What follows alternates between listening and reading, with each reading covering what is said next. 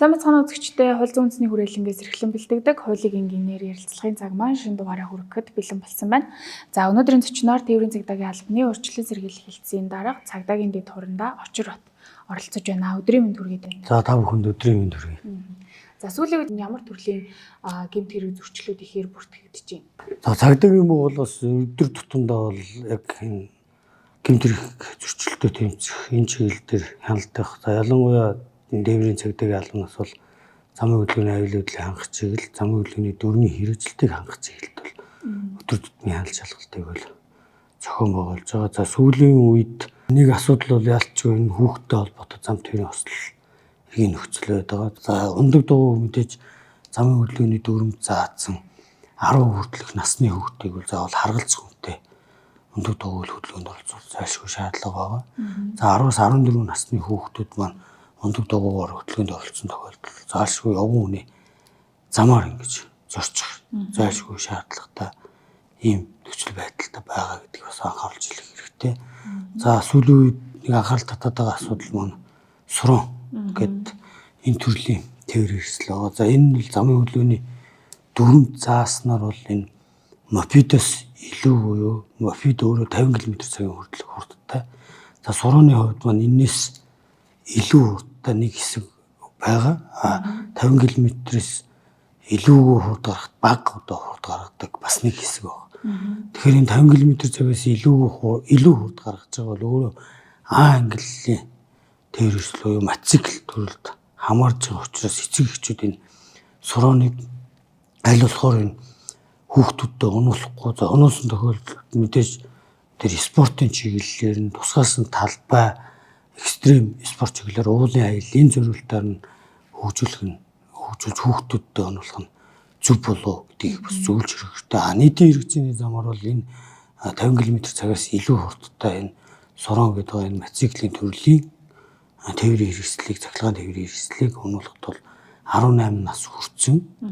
Тэгээ английн үнэлэх автсан хамгаалах малгай хэрэглэж ингэж зөвхөн автомашины замаар яг замын хөдөлгөөний дөрвийн мөрдөж ингэж явах шаардлага гарч байгаа. Тэгэхээр энэ дээрээ бас нэг эцэг эхчүүд миний энэ юм дээр анхаарахгүй бол энэс босч одоо эхний энэ авсан мэдээлэлээр бол 36 орчим одоо скутер суронтой юм зам тээврийн осол бас бүртгэгдсэн байгаа зөвхөн манай байгууллагад. За гэмтлийн эмнэлэг болоод бусад байгууллагууд дээр манай байгууллага бүртгэдэггүй нөгөө хүүхдүүд нь өөрсдөө унаж гэмтээд ингэсэн тохиолдлууд бас бүртгэж байгаа юм тохиолдлууд бас байгаад байгаа. Тэгээ энэ нөхцөл байдлаас шалтгаалаад хүүхдүүд маань 8 нас эрсдэх гэмтэл авах тэгээ дахир дутуу болох ирээдүйд нь бас харамсалтай юм өнөгтэй юм зураг үүсч болцгүй тохиолдол байгаа учраас энэ дээр анхаараач гэдгийг бас хэлэх нь зүйтэй байна.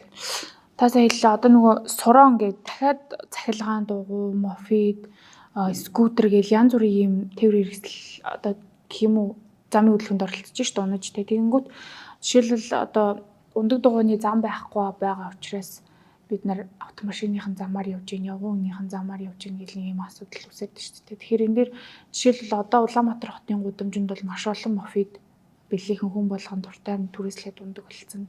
Магадгүй одоо анх удаач унж байгаа хүн тийм хөдөлгөөнд оролцсон явж шүү дээ. Тэнгүүд явган зөрчигчдтэй очиж мөргөх гэмтэгч гэдэг юм уу ийм зөрчлүүдээс гараад байна. Энэ дээрээс юун дээр анхаарах уу? Замын хөдөлгөөнөөс жишээл нэг зөвлөмж гарсан байсан шүү дээ. Хэдэн наснаас дээш хүн эдгээр хэрэгслүүдийг унж замын хөдөлгөөнд оролцохдоо замын одоо баруун хэсгээр нь хаагуурын зорчих уу гэдэг юм тийм зөвлөмж гарсан байна. Энэ зөвлөмж өөрөө ингээд нөгөө заавал дагаж мөрдөх шинжтэй байдаг юм уу үгүй юм уу яах вэ? Энэ талын нөгөө зохицуулалтууд бас яг хэр одоо бүрэн гүйцэд байна.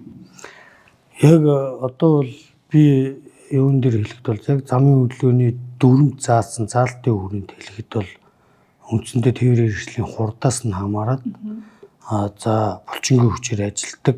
Тэгээд 0.25 кВт-ийн чадал гаргадаг бол энэ өөрөө ундаг дугуй. За ундаг дугуй бол мэдээж түрүүний хэлдэг 10-14 нас гэсэн 10-аас 14 нас гэсэн ийм насны хязгаартайгаар за ингэж унахтаа ундаг дугуй зам явган хүний замаар явгахдаа 10 км/цагаас хэтрүүлэхгүй хурдтайгаар явахаар ийм эрх зүйн зохицуулттай байгаад замын хөдөлгөөний дүрм заасан. 0.25-аас 4 кВт хүртэлх чадaltaй буюу одоо бид нэр цахилгаан мопед гэж яриад байгаа. Энэ өөрөө 50 км/цаг хүртэлх хурд гаргадаг. Тэрнээс илүү хурд гаргах боломжгүй юм тээврийн хэрэгслэг. За энэ мопед гэдэг тээврийн хэрэгслийг бол 16 нас хүрсэн унах ёстой. Ингэж унахтаа явган хүний замаар явахгүй зөвхөн зорчих хэсгийн баруун тал болон хөвөө ундаг дугуйн замаар явах юм насны хязгаарлалт хөдөлгөөний зохицуулалттай байгаад. 50 км/цагаас илүү хурд гаргаад байгаа мотоциклийн төрлийн тээврийн хэрэгслүүд мэдээж энэ маань өөрөө улсын бүртгэлийн гэрчлэгээтэй. Тэгээд ангилтай 18 нас хүрсэн хүн унах ёстой. За энэ маань өөрөө тэр явган хүний зам болон бусад замаар явах боломжгүй зөвхөн тээврийн хэрэгслийн хөдөлгөөнтэй адилхан зорчих хэсэгтэр ингэж замын хөдөлгөөний дүрмийг мөрдөж ингэж хөдөлгөөнд оролцох ийм зохицуулттай байгаад. Тэгэхээр энэ зохицуултын хүрээндэл тэр зөвлөмжүүд гарч мэдээлэл өгөгдөж байгаа. Ер нь бол энэ тээврийн хэрэгслүүдийг ингэж унах шүү гэдэг. Харамсалтай нь энэ чиглэлийн мэдээллийг бас эцэг эхчүүд маань төдийлөн үр хөвгтө хөрөхгүй байна. За цагдаагийн байгууллагаас энэ чиглэлийн мэдээллийг өргөх гэж өнгөрсөн одоо ерөнхий боловсролын сургуулийн 3 дахь хичээлийн 3 дугаар улиралд одоо жолооч үлдэх сургалтын байгууллагын дөрвийн багш нартай хамтран энэ бүх шатны сургуулиудад энэ сургалтыг бас орж байгаа. Гисэн хэдий ч хүүхдүүд маань энэ чиглэлийн мэдээллийг авахгүй байна. Томчууд маань өөрсдөө энэ уралдааны зориулалттай толгүй кросс мотоциклуудыг бүртгэлийн дугааргүйгээр унах юм зөрчлүүд байна. За энийг дагаад мөн энэ хүүхдүүд маань мөн яг ийм байдлаар хөдөлгөөнд оролцдог. Оролцохдоо ялангуяа энэ явган хүний гарцаар ундаг дугуйгаа бид нэр хөтлөөд гардаг бол хөтлөхгүй гарч байна. За тэгээд ийм үлгэр дуурайллыг эднэр авснаас болоод яаж ийм гэхээр зорчих хэсгийн хөдөлгөөнд нөгөө бусад игнэгээр чөлөөтэй сүлжиж зорчиж байна. За эсрэг хөдөлгөөнд орж байна. Явган хүний замаар явж байна. За тодорхой хэмжээнд бас хурдтай ингэж явж байгаа. Тэгэхээр энэ төрлийн мэдээллүүдийг бид нэр хүргэж байгаа боловч төдийлөн бас иргэд маань яг хэрэгжилтэн дээрээ анхаарахгүй байна гэдэг асуудал ба.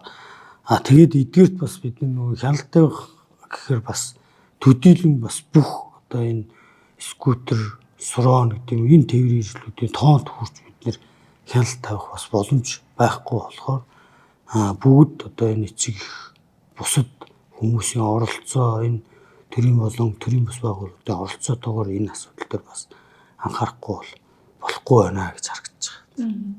Тухайлах юм бол одоо энэ скутер унаад явж байгаад явган зорчигчийг гэмтээчээд тэр чигтээ зугтчдаг ч юм уу ийм тохиолдлоос гараад шүү дээ. Тэгэнгүүт одоо жишээлбэл явган зорчигчийг гэмтээсэн бол одоо үүрэг хариуцлага энэ төр гэж байгаа юм. Ер нь яг зам гэдэг тодорхойлолтын дээр замын зорчих хэсэг тэгээд явган хүний зам маань өөрөө орж байгаа. Тэгэхээр бид нөгөө нэг гол нь цагдаагийн байгууллагад бас бүтгэж байгаа ослуудыг бол бид хүлээж авч шийдвэрлэж байгаа. Бүтгэхгүйгээр хүмүүс маань өөрсдөө одоо хэн болохыг тогтоож чадахгүй бас ийм нөхцлүүд байгаад байгаа.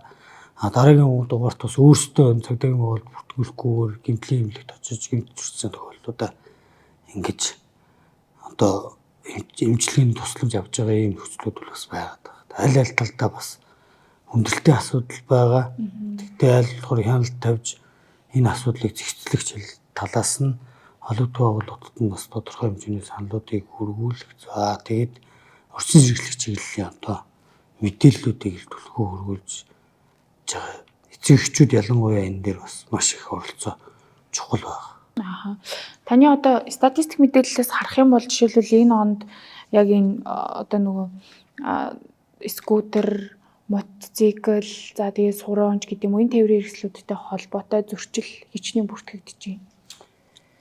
Ер нь яг улирал долооны улирал эхлээд 3-4 сарын хугацаанд бол нэг 36 зам тээврийн хосол бүртгэгдсэн байна манай дээр.